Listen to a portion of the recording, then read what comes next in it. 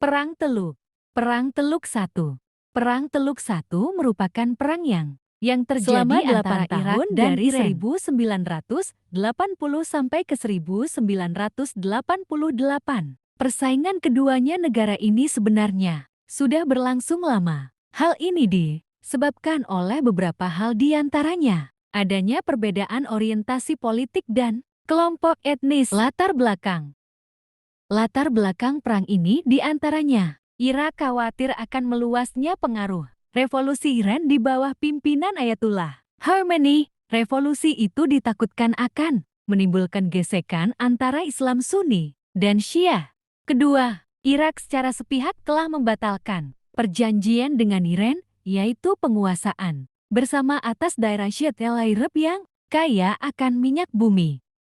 Ketiga, kemunculan Saddam Hussein sebagai Presiden Irak menimbulkan kekhawatiran karena Saddam Hussein ingin mengembalikan daerah-daerah yang pernah dikuasai oleh kerajaan Babilonia di masa lampau. Periode Perang Teluk I. Pertama, periode tahun 1980 sampai 1982 penyerbuan oleh Irak.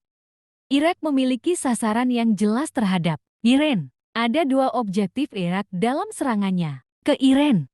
A. Menguasai wilayah-wilayah strategis serta kaya minyak di Iran.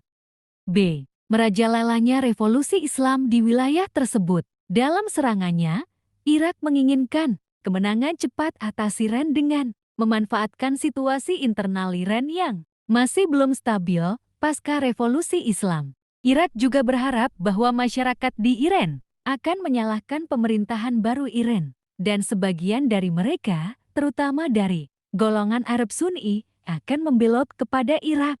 Kedua, periode tahun 1982 sampai 1984, titik balik mundurnya Irak. Tak disangka militer Irak yang tadinya dianggap tak terkalahkan oleh militer Iran, ternyata situasi bisa berubah. Titik balik bagi Iran terjadi karena Iran tidak tinggal diam dan segera melakukan serangan dengan berbagai operasi militer, antara lain pada bulan Maret tahun 1982, dalam operasi militernya di bawah kode Sandi, operasi kemenangan yang tak dapat disangkal.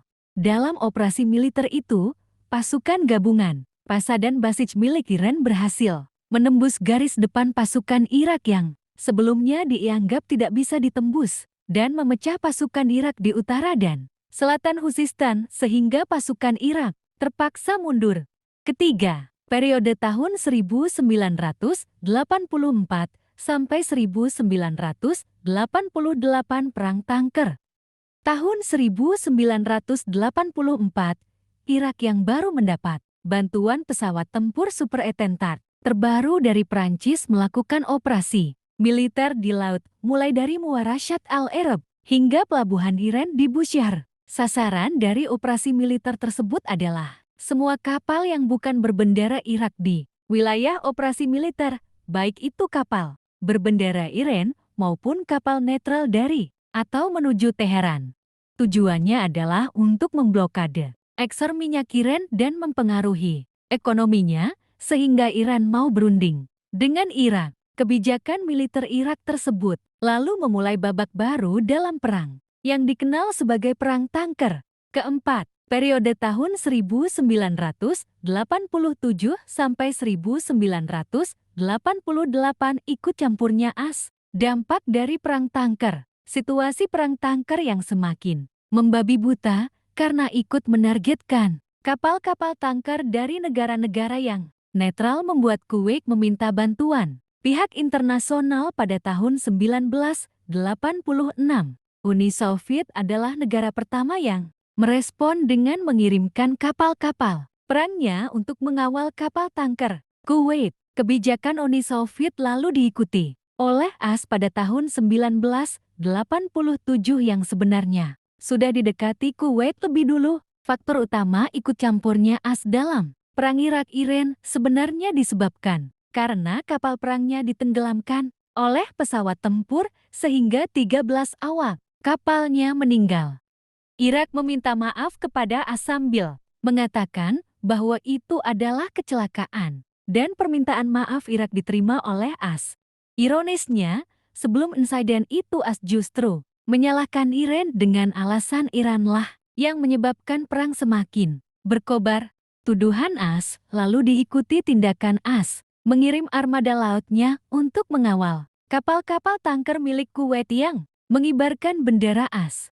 Tujuan utama AS dalam penerjunan armada lautnya di sekitar teluk adalah untuk mengisolasi Iran dan menjaga agar kapal-kapal bebas kapal di sana. AS baru serangan langsung ke Iran dengan menghancurkan kilang minyak Iran di ladang minyak Rostam setelah pasukan Iran menenggelamkan kapal tanker Kuwait berbendera AS, Sial City. Setahun kemudian, tepatnya bulan April 1988, AS kembali menyerang kilang minyak dan kapal-kapal perang Iran setelah kapal perangnya USS Samuel B. Roberts tenggelam akibat ranjau laut Iran. Intervensi asing dalam PRKNJ Teluk 1. Amerika Serikat dan Uni Soviet bukan hanya mengawasi pertempuran ini dengan hati-hati, tetapi juga mengambil langkah-langkah untuk menjaga kepentingan mereka dan di mana mungkin juga memperbaiki posisi masing-masing. Bagi Washington, perang ini juga bisa merupakan suatu peluang untuk kepemilikannya di kawasan. Demikian pun, dengan Uni Soviet bisa terbuka kesempatan untuk membantu unsur-unsur kiri di Irak maupun di Iran bila terjadi perebutan kekuasaan akibat kekalahan dalam peperangan ini. Akan tetapi Amerika Serikat dan Uni Soviet telah terpaksa untuk tidak turun tangan dalam perang ini, pertama-tama karena menyadari bahwa intervensi yang satu akan memancing intervensi yang lain secara langsung, terjadi konfrontasi bersenjata antar mereka. Selanjutnya, kedua superpower itu berkepentingan bahwa peperangan ini tetap terbatas pada kedua negara dan tidak ada pihak yang keluar sebagai pemenang. Kemenangan atas salah satu pihak akan mengakibatkan akibat yang serius bagi pemerintah negara yang kalah dan bisa mengubah perimbangan kekuatan global superpower di kawasan. Namun pada suatu saat muncul godaan bagi Uni Soviet untuk turun tangan bisa menjadi lebih besar. Dengan menguasai kawasan Teluk Parsi, Uni Soviet bisa menundukkan negara-negara Eropa Barat dan Jepang. Dalam hal import, Eropa Barat mengadopsi 63% kebutuhan minyaknya dari kawasan itu, Jepang 73% dan Amerika Serikat 30%. Washington telah memperhitungkan kemungkinan itu dan mengambil langkah-langkah untuk mencegahnya menjadi kenyataan. Sejak pergolakan di Iran, Amerika Serikat meningkatkan kekuatan militernya di perairan sekitarnya dan menyusul invasi Uni Soviet ke Afghanistan. Presiden Carter menyatakan bahwa kawasan Teluk Parsi sebagai kepentingan vital Barat dan menegaskan tekadnya untuk membelanya dengan segala cara, termasuk cara militer. Sehubungan dengan itu pembentukan pasukan gerak cepat dipercepat. Pasukan ini pertama-tama dimaksud untuk mencegah invasi Uni Soviet ke kawasan. Washington mengetahui sejak beberapa waktu Uni Soviet memutuskan 24 divisi di perbatasan Iran-Uni Soviet untuk memperbaiki logistik bagi pasukan gerak cepat itu. Amerika Serikat meningkatkan pangkalan laut dan udaranya di Diego Garcia. Akan tetapi pasukan gerak cepat tidak memiliki kemampuan untuk menumpas invasi Uni Soviet ke kawasan.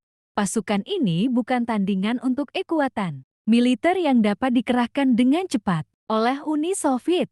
Dia pertama-tama dimaksud untuk menunjukkan kepada lawan dan kawan bahwa pasukan-pasukan Uni Soviet jika melintasi perbatasan Iran akan ditembak, dan bahwa suatu usaha Uni Soviet untuk menguasai kawasan Teluk Parsi akan mengobarkan suatu konfrontasi adidaya yang akan meningkat menjadi suatu konfrontasi dengan segala hasilnya.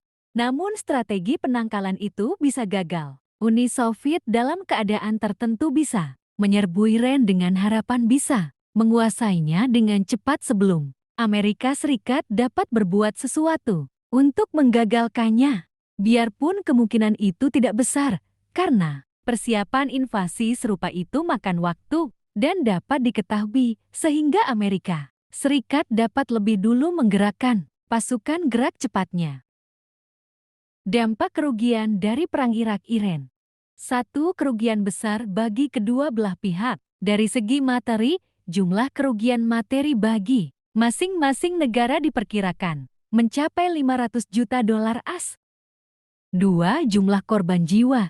Jumlah korban tewas. Irak mungkin mencapai 200.000 jiwa lebih, sementara Iran mencapai 1 juta jiwa, sebagai akibat dari taktik militer Iran yang banyak mengorbankan tentaranya untuk berhadap-hadapan langsung dengan moncong senjata musuh. Jumlah tersebut belum termasuk mereka yang meninggal. 3. Jumlah kerugian lebih besar yang harus ditanggung Irak yang selama perang memang aktif mencari uang untuk menambah pembangunan ekonomi, menjadi terhambat dan ekspor minyak kedua negara terganggu. 5. Selain kerugian materi dan korban jiwa, tidak ada perubahan berarti pasca perang. Wilayah-wilayah yang menjadi bahan sengketa statusnya kembali seperti sebelum perang dan batas antara kedua negara juga tidak banyak berubah. Berakhirnya Perang Teluk I, yaitu pada saat gencatan senjata pada tahun 1988 menandai berakhirnya Perang Teluk Pertama. Namun, penarikan pasukan selepas perang dan dimulainya hubungan diplomatik secara normal baru terjadi pada ke-16 Agustus tahun 1990 saat perjanjian damai secara resmi telah ditandatangani. Perang ini berakhir lewat resolusi Dewan Keamanan PBB nomor ke-598.